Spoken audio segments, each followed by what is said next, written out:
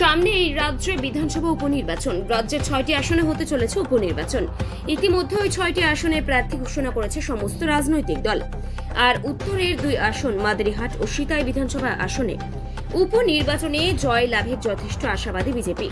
বুধবার মাদারিহাটে নির্বাচনী প্রচারে যাওয়ার আগে বাগডোগরা বিমানবন্দরে সাংবাদিকদের মুখোমুখি হয়ে উপনির্বাচনে ভালো ফলের কথা জানান বিজেপির রাজ্য সভাপতি তথা কেন্দ্রীয় মন্ত্রী সুকান্ত মজুমদার।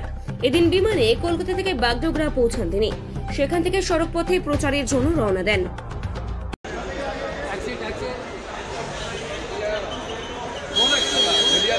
কিছু নেই তো, ইস্যু নেই তো।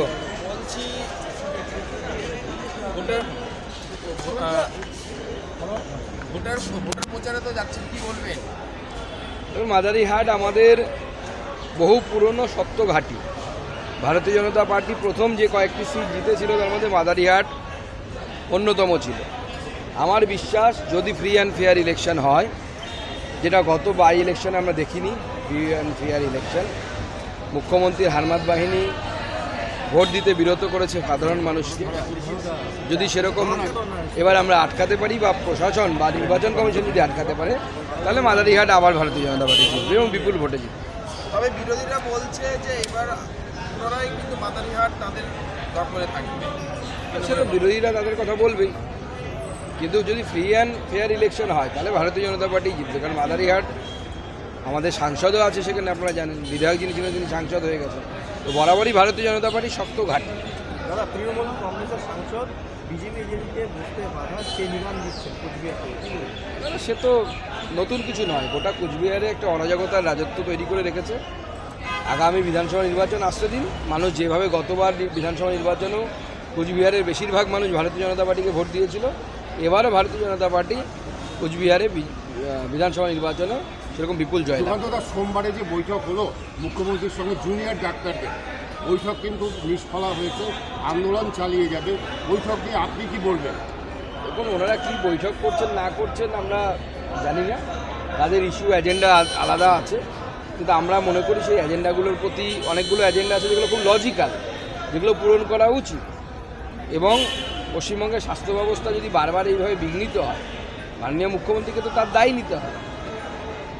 অভিজ্ঞতা দেখা গেছে যে 6টা যে ইলেকশন বাই ইলেকশন, সব ইলেকশনই শাসক দল জেতে। এক্ষেত্রে কি আপনারা অন্য কিছু আশা করছেন? সেটাই বললাম, যদি ফ্রি অ্যান্ড ফেয়ার ইলেকশন হয় তাহলে আমরা জিতব। শাসক দল ফ্রি অ্যান্ড ফেয়ার ইলেকশন করতে দেবে না তার উপর নির্ভর করে। সেন্ট্রাল ফোর্স থাকবে তো?